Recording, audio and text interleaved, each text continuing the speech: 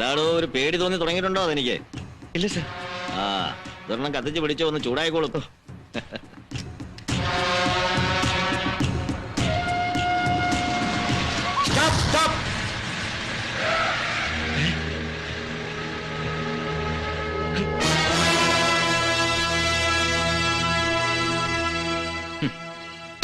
ശരട്ട് വാങ്ങണ്ട.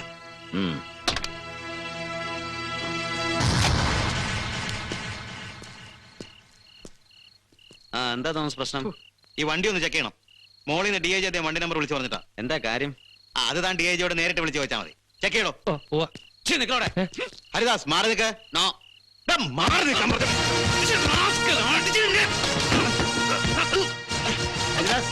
വേണ്ട, വിട്.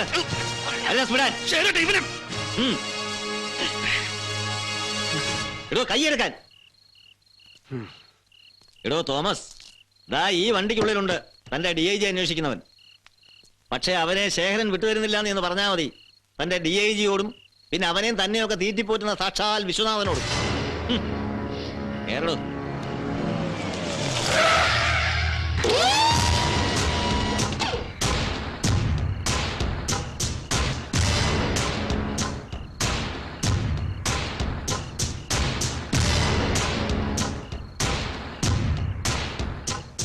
ശേഖരേട്ടാ, ബുദ്ധിമുട്ടുണ്ടാക്കരുത്. എനിക്ക് വിട്ടുതരണവനെ ഫ്രെഡിയെ. ദയവേ തന്നെ നിർബന്ധിക്കരുത്. ദാ ഇതെടുത്ത് പ്രയോഗിക്കാൻ. നിങ്ങളാണ് ഞാൻ. ജീവിതത്തിൽ ആദ്യമായി നിന്റെ ഈ വിളറിയ കയ്യിലേക്ക് ഒരു ആയുധമെടുത്ത് പിടിപ്പിച്ചു തന്നിട്ട് ഏത് പ്രാണന്റെയും നെഞ്ചിലേക്ക് അത് ചൂണ്ടിപ്പിടിക്കാനും ഒരു മുടിനാര് പോലും വിറയ്ക്കാതെ കാഞ്ചി വലിക്കാനും നിനക്ക് പഠിപ്പിച്ചെന്ന് ശേഖരനാ. അത് മറക്കണ്ട.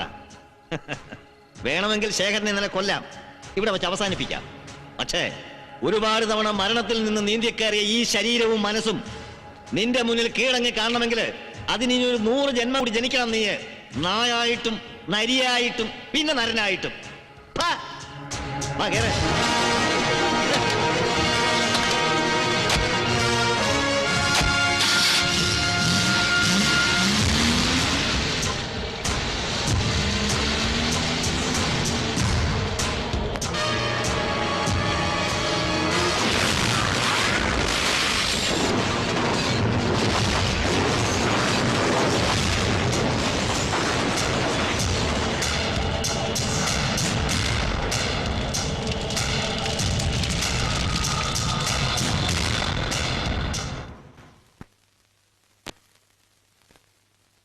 അതെ, പറഞ്ഞ വാക്കിന് വില വേണം. ആണുങ്ങളായാലും എങ്ങോട്ടെങ്കിലും ഇറങ്ങിയ ഒരു ഒറ്റ പോക്ക് പോയി കഴിഞ്ഞാല് പിന്നെ വീട്ടിലിങ്ങനെ കാത്തിരിക്കുന്നവരെ കുറിച്ച് എന്തെങ്കിലും ഒരു വിചാരം വേണം.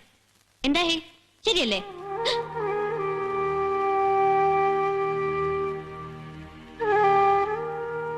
അതെ, ഇപ്പൊ ഒന്ന് മൂളിയായിരുന്നോ ശ്രീദേവി ടീച്ചർ? എവിടെ?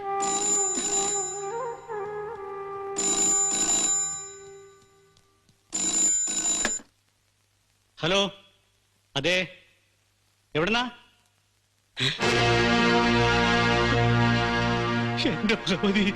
എന്താ കുഞ്ചുസേ? ആരാ? അതെ, കള്ളു കുടിച്ചാ അത് വയറ്റിൽ തന്നെ കിടക്കണം, അല്ലാണ്ട് തോന്നിയാസം കാണിക്കരുത്. എന്താ കുഞ്ചുമാവാ? എന്തു പറ്റി? കുന്തം ഫിറ്റാടാ, ഫിറ്റ്. കണ്ടില്ലേ വാപത്തി പിടിച്ച് നിൽക്കുന്നത്? ഇന്നേ പത്രാധിപർ ഇങ്ങോട്ടൊന്ന് വന്നോട്ടെ, ഇന്നത്തെ കൊണ്ട് എല്ലാം അവസാനിപ്പിച്ചു ഞാൻ. ആഹാ, ഇങ്ങ എത്തിയല്ലോ. എന്തു പറ്റിയാവോ?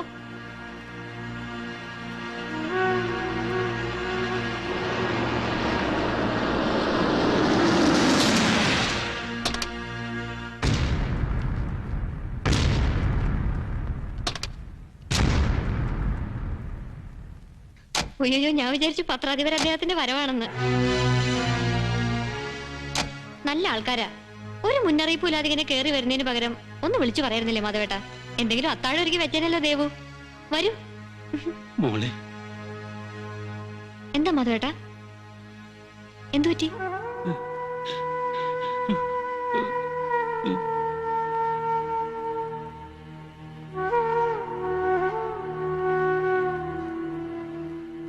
നന്ദൻ, പ്ലീസ്, എന്താ പറ്റിയത്?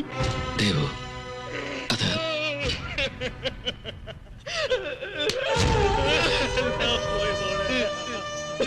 ചേച്ചി.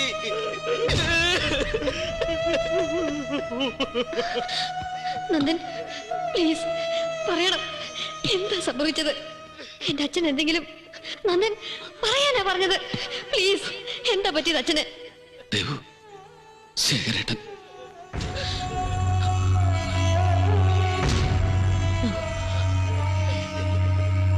നോ ദേവു, ദേവു ഞാൻ പറയുന്നതൊന്ന്. നോ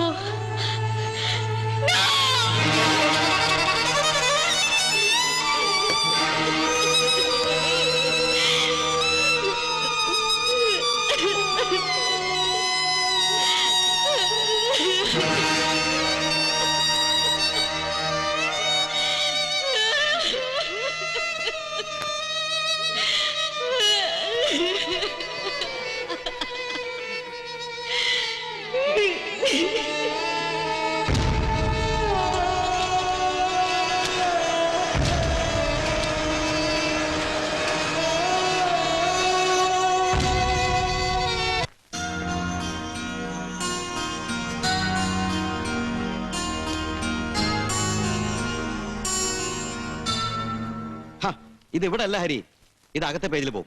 എന്നിട്ട് ഇവിടെ അനുശോചനങ്ങളുടെ തീരാപ്രവാഹം. ഇവിടെ അല്ലേ? ആ അങ്ങനെ. മോളിങ്ങി വന്നോ?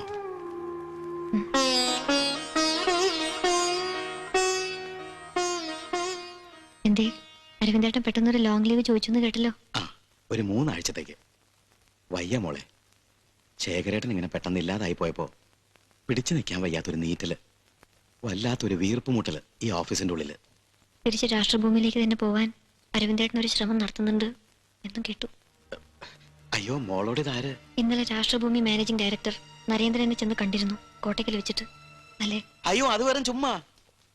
അദ്ദേഹത്തിന്റെ പിഴിച്ചിൽ എങ്ങനെയുണ്ട്, കിഴി എങ്ങനെയുണ്ടെന്നെല്ലാം സുഷമ വെറുതെ ഫോണിൽ വിളിച്ച് സുഖവിവരം അന്വേഷിച്ചപ്പോ എന്താ പറയാ, കുട്ടി നേരിട്ട് വന്ന് എന്റെ അസുഖം അറിഞ്ഞാ മതിയെന്ന് നരേന്ദ്രേട്ടന് ഒരൊറ്റ വാശി.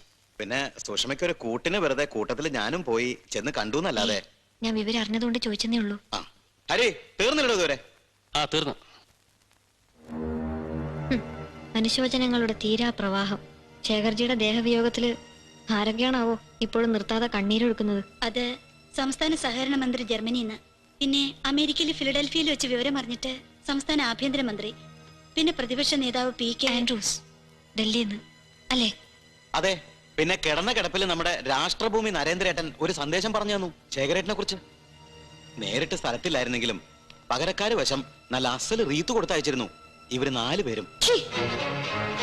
അവന്റെയൊക്കെ റീത്തിന്റെ അടിയിൽ കിടന്ന് ശ്വാസം മുട്ടി പൊളഞ്ഞിട്ടുണ്ടാവും എന്റെ അച്ഛൻ. മോളെ, കാഴ്ച ബംഗ്ലാവിലെ കാണ്ടാമൃഗം ചെരിഞ്ഞാലും റീത്ത് വെക്കാൻ ഇളിച്ചു കാട്ടി നിൽക്കുന്ന ഇവന്റെയൊക്കെ പേര് പോലും മേലാൽ അച്ചടിച്ചു പോകരുത് ശേഖരന്റെ ഈ പത്രത്തില്.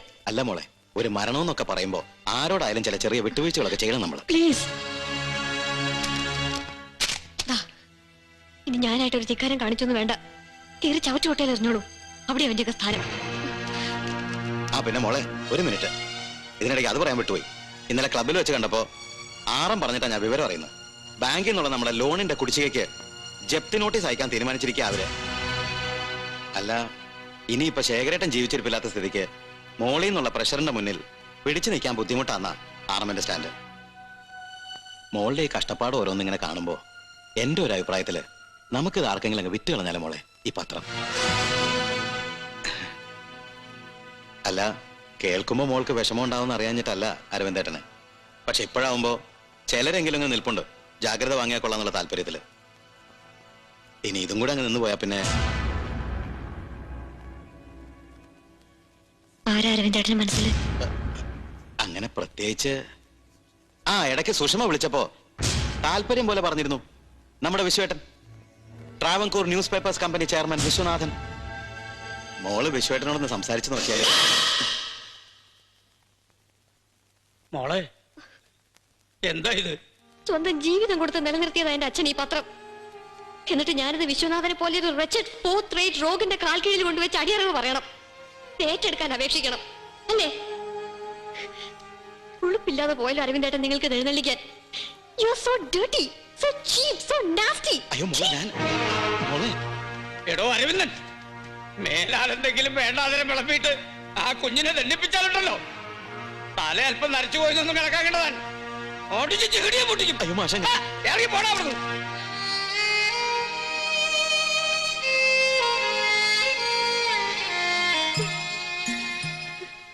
അയ്യേ, ആരെങ്കിലും ഒരു പോഴത്തം പറഞ്ഞെന്ന് വെച്ചാൽ അതിനിങ്ങനെ കരയാൻ അവളൊരുത്തി. നാണക്കേട് കരുത. എണീറ്റേ അവിടുന്ന്.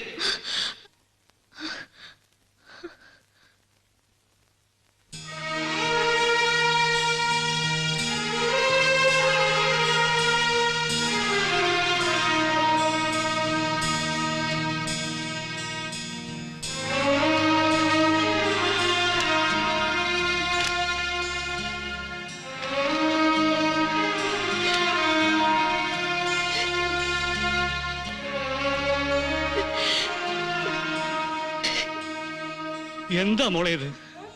മോൾ എന്തിനാ ഇങ്ങനെ വെറുതെ? ഹേയ്, അതിനിവിടെ ഇപ്പൊ എന്ത് പറ്റിയെന്നാ? ഇത് കണ്ടില്ലേ, ഒരു കുഴപ്പമില്ല എനിക്ക്. വേണ്ട വേണ്ട, ഇനി എന്റെ കണ്ണ് നിറയില്ല. ആദ്യം കണ്ടിട്ട് പിന്നെ ഇവിടെയുള്ളവർ കൂടി വിഷമം തോന്നിക്കണ്ട എന്നൊക്കെ വലിയ കാര്യത്തിൽ വാക്ക് പറഞ്ഞതാ കാലത്തിങ്ങോട്ട് പുറപ്പെടുന്നതിന് മുൻപ്. എന്നിട്ടിപ്പോ കുഞ്ചൂസേ, ഇനിയിപ്പോ ഇതിന്റെ പേരിൽ മൂക്ക് പിഴിയാനും നിലവിളിക്കാനും ഒന്നും പുറപ്പെടണ്ട, കേട്ടല്ലോ? അടങ്ങി ഒതുങ്ങി ഇരുന്നോണം ഒരു ഭാഗത്ത്. ആ അശ്വതി, പണ്ടൊരു 6-7 മാസക്കാലം സ്വന്തം വാറ്റുപരയിലെ ശേഖരജി ഒളിപ്പിച്ചിരുത്തിയ ഒരാളുടെ അനുഭവക്കുറിപ്പാ. കുഞ്ചൂസിന് ഓർമ്മ കാണും, ഇടയ്ക്ക് പറയാറില്ലേ അച്ഛൻ ആദ്യമായിട്ട് റാക്ക് കുടിക്കാൻ പഠിപ്പിച്ച ഒരു രാഹുണ്യേട്ടനെ കുറിച്ച്. ആ ആൻഡ്രൂസിന്റെ നരേന്ദ്രന്റെ ഒക്കെ അനുശോചനത്തിന് പകരം ദാ ഇത് കൊടുക്കാം നമുക്ക്. This is so touching. ഓ, വായിച്ചപ്പോ വല്ലാണ്ട് കണ്ണു നിറഞ്ഞു പോയി എനിക്ക്.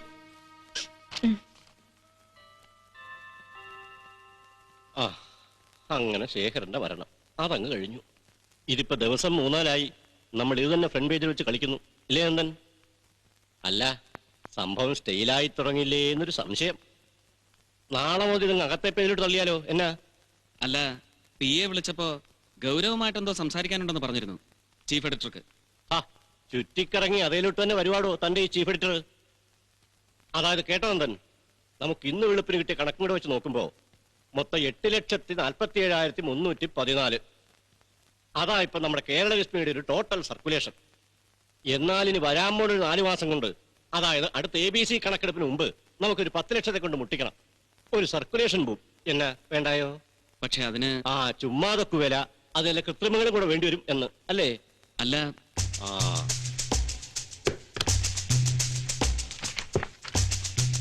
എന്നാത്തേണ്ട അതിനുള്ള മരുന്നാ ദേ ഇതില്, കൃത്രിമത്തിന്. ആ,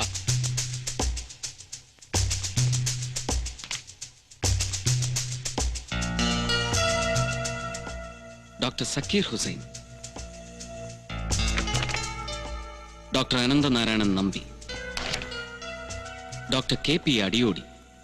ശാസ്ത്രജ്ഞന്മാരാ നമ്മുടെ ബഹിരാകാശ കേന്ദ്രത്തില്. അറിയാം. ആ, എന്നാ മറിക്ക്. പെൺകൊച്ചുങ്ങൾ കാഴ്ചക്ക് കൊള്ളാം, പേശകായില്ലയോ? അപ്പൊ നമ്മുടെ ശാസ്ത്രജ്ഞന്മാരെയും 2 ഇവിളുമാരെയും കൂട്ടിച്ചേർത്ത് വെച്ച് ഇത്തിരി കൊള്ളിക്കരുതാഴുക പറഞ്ഞാല് അതാര് കേട്ടാലും അതങ്ങ് നമ്പും, ഇല്ലേ നന്ദൻ? അതേടോ, കഴിഞ്ഞ കൊല്ലത്തെ വേൾഡ് സ്പേസ് ഫിസിക്സ് കോൺഗ്രസിന് ചിക്കാഗോയിൽ ചെന്നിറങ്ങിയ നമ്മുടെ ഈ ശാസ്ത്രജ്ഞന്മാരും പിന്നെ തേണ്ടി പെമ്പിള്ളേരും ഒരുമിച്ച് ഒരേ ഹോട്ടലിലായിരുന്നു പൊറുതി. തേണ്ടി ഇതിലുണ്ട് കള്ളാസുകൾ. So you mean? എടോ, ഒരുമിച്ച് പൊറുത്തു എന്ന് പറഞ്ഞാല് ഒരേ മുറിയിലാന്നല്ല, ഒരേ ഹോട്ടലില് ഒരേ സമയത്ത് ഒരേ ദിവസങ്ങളില്. എന്നാ അത് പോരായോ? Sir, but can't it just be a coincidence? ആയിക്കോട്ടെ നന്ദൻ, അതാര് നോക്കുന്നു? ഒരുമിച്ചല്ലേലും ഒരുമിച്ചായിരുന്നു എന്ന് നമ്മളങ്ങ് വരുത്തി തീർക്കും. അതിന് വേണ്ടപ്പെട്ട ചില രേഖകൾ ഉണ്ടാക്കി അയക്കാൻ അമേരിക്കയുടെ ഒരു ഡിറ്റക്റ്റീവ് ഏജൻസിക്ക് ഇത്തിരി ചക്രവും കൂടെ കൊടുത്ത് ഏൽപ്പിച്ചാ ഇത്തവണ അവിടെ നിങ്ങോട്ട് പോന്നിരിക്കുന്നത് തന്റെ ഈ ചീഫ് എഡിറ്റർ. ഇന്ത്യൻ ബഹിരാകാശ തന്ത്രങ്ങൾ ചോരുന്നു, വിദേശചാര സുന്ദരിമാർക്കൊപ്പം ഇന്ത്യൻ ശാസ്ത്രജ്ഞർ, ഭാരതം അപകടത്തിൽ. Sir, but this is absurd. യാതൊരു ബേസും ഇല്ലാതെ നമ്മൾ ഇങ്ങനെയൊക്കെ എഴുതി പിടിപ്പിച്ചാൽ ദാ ഇവരുടെയൊക്കെ ഫാമിലീസ്, സോഷ്യൽ ലൈഫ്, രാഷ്ട്രത്തിന് വേണ്ടി ജീവിതം ഒഴിഞ്ഞു വെച്ച ഇവരുടെയൊക്കെ കോൺട്രിബ്യൂഷൻസ് വാഴയ്ക്കാത്തൊലി. എടോ നന്ദൻ, ആരുടെയൊക്കെ എന്നാക്കം ഒടിഞ്ഞാലും ശരി, പറഞ്ഞല്ലോ I want A circulation book. എനിക്ക് 10 ലക്ഷം പത്രം അടിച്ച് വിൽക്കണം, പരസ്യറേറ്റ് കൂട്ടണം, കൊച്ചുമക്കൾക്ക് വേണ്ടി 10 ഏക്കർ മിച്ചം പിടിക്കണം. അതാ പരമ്പരാഗതമായിട്ട് ഞങ്ങളുടെ ഈ പാട്ടത്തി കുടുംബക്കാരുടെ ഒരു പത്രധർമ്മം. എന്നെ മനസ്സിലായോ അതെനിക്ക്? ഇല്ല sir, I did not get you. ഇല്ലാത്ത ചാരസുന്ദരിയുടെ ഹോട്ടൽ മുറിയിലെ കിടക്കവിരിയിൽ എത്ര പേരുടെ വിയർപ്പിറ്റു, എത്ര തുള്ളി രേതസിറ്റു എന്ന് കണക്കെടുക്കുന്ന സ്റ്റിങ്കിങ് സിക്കനിങ് റിപ്പൾസീവ് ഇൻവെസ്റ്റിഗേറ്റീവ് റിപ്പോർട്ടുകൾ കൊണ്ട് സർക്കുലേഷൻ ബൂമുണ്ടാക്കുന്ന പത്രധർമ്മത്തിന്റെ പടിന്യായങ്ങളും എനിക്ക് മനസ്സിലാവില്ല. For they are too tough for my convictions to grasp. For they are too difficult for my conscience to digest. So, Nandan, Please, sir. ഇല്ലാത്ത രാജ്യദ്രോഹ കഥകളിലും ഇല്ലാത്ത വാണിഭ കേസുകളിലും പ്രതികളെന്ന് മുദ്രകുത്തി പ്രായം തികഞ്ഞ സ്വന്തം പെൺമക്കളുടെ മുഖത്ത് നോക്കാൻ പോലും കഴിയാത്ത ഗതികേടിൽ പലരെയും ജീവിതത്തിൽ നിന്ന് പടിയിറക്കി പിണ്ണം വെച്ചിട്ടുണ്ട് അങ്ങയുടെ ഈ മഹാപാരമ്പര്യമുള്ള പത്രം. നന്ദൻ, വെറും ഒരു കുരുവിത്തരം വേവിച്ചോടല്ല കേരള രശ്മി ചീഫ് എഡിറ്റർ ഔതക്കുട്ടിച്ചാനോടാ താനീ സംസാരിക്കുന്നത്. So stop the nonsense. തനിക്ക് സമ്മതമാണെങ്കിലും ശരി അല്ലേലും ശരി, വരുന്ന തിങ്കളാഴ്ച മുതൽ കേരള രശ്മി അച്ചടിച്ചു തുടങ്ങും ഈ ചാരക്കഥ. എന്താ, തയ്യാറുണ്ടോ താൻ? Just say yes or no. No, sir. A big, blatant no. Associate എഡിറ്ററുടെ കസേരയിൽ ഈ നന്ദഗോപാൽ ഇരിക്കുവോളം ഇങ്ങനെ ഒരു കെട്ടുകഥ അച്ചടിച്ചു വരില്ല Kerala രശ്മിയിൽ. It is my prerogative to say no. എന്നാ പിന്നെ നാളെ മുതൽ അസോസിയേറ്റ് എഡിറ്റർ കസേരയിൽ തനിക്ക് വരെ കുരുവിത്തരം വേവിച്ചെങ്കിൽ ഇരുന്നാലോ Nandan? Impossible, sir.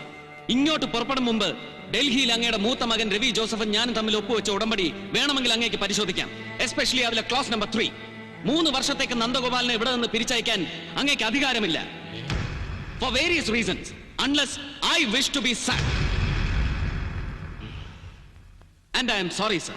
Sorry for being impolite. And mind you, sir, rubber മരം വെട്ടിമുറിച്ചാൽ ഇറ്റ് കിട്ടുന്ന കറ കൊണ്ട് അങ്ങേക്ക് സാമ്രാജ്യങ്ങൾ കെട്ടി ഉയർത്താം. അതിന് അങ്ങേക്ക് സ്വാതന്ത്ര്യമുണ്ട്. പക്ഷേ ഒപ്പം ഒരു പത്ര സാമ്രാജ്യം കെട്ടിയുറപ്പിക്കാനുള്ള വെമ്പലിൽ കണ്ണിൽ കാണുന്നതിന്റെ എല്ലാം നേർക്ക് കത്തി വീശാൻ അങ്ങ് തുനിയുമ്പോൾ മുറിയുന്നത് മരമല്ല, സർ, മനുഷ്യ ഹൃദയങ്ങളാണ്. ഇറ്റ് വീഴുന്നത് കറയല്ല, നിരപരാധികളുടെ കണ്ണീരും ചോരയുമാണ്. അതിൽ നിന്ന് കെട്ടി ഉയർത്തുന്നതൊന്നും ഒരു സാമ്രാജ്യവും ശാശ്വതമാവില്ല. അവിടെ Kuttichan, please keep that printed in your mind. ഗംഭീരം നന്ദഗോപാൽ, അതിഗംഭീരം. പറഞ്ഞു കേട്ടതിനേക്കാൾ വാക്ചാതുരി, അറിഞ്ഞു വെച്ചതിനേക്കാൾ ചങ്കൂറ്റം. I feel so please to congratulate you. ഇല്ലടോ, ഞാൻ ഈ നന്ദഗോപാലിനെ ചുമ്മാതൊന്ന് വളച്ചു നോക്കിയതാ ഒടിയോന്നറിയാൻ. എന്നാ നന്ദന് മനസ്സിലായോടോ വിശ്വനാഥനെ? അറിയും, സർ. പണ്ടേതോ ചതിയിൽ അങ്ങയുടെ അനുജൻ പാട്ടത്തിൽ ചെറിയാച്ചൻ അവകാശപ്പെട്ട ഷെയറുകൾ കൈവശപ്പെടുത്തി ചരിത്രത്തിൽ ആദ്യമായി കേരള രശ്മിയിലേക്ക് നുഴഞ്ഞുകയറ്റം നടത്തിയ ഔട്ട്സൈഡർ. ഒറ്റയ്ക്ക് നിന്നാൽ പത്രത്തിന്റെ ഡയറക്ടർ ബോർഡിൽ അങ്ങേക്കാൾ ശക്തൻ. നാളെ ഒരുപക്ഷെ ഈ അച്ഛന്റെ കാലം കഴിഞ്ഞാൽ തമ്മിലടിക്കുന്ന മക്കളുടെ തലയ്ക്ക് മീതെ കേരള രശ്മിയിലെ സർവശക്തൻ. And he is the most intimidating enemy whom you sleep with. Am I right, Mr. Vishwanathan? Bye, sir.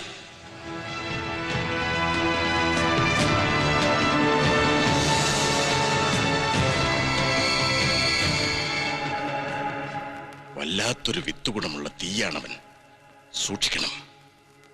He comes from such a dangerous lineage of fire.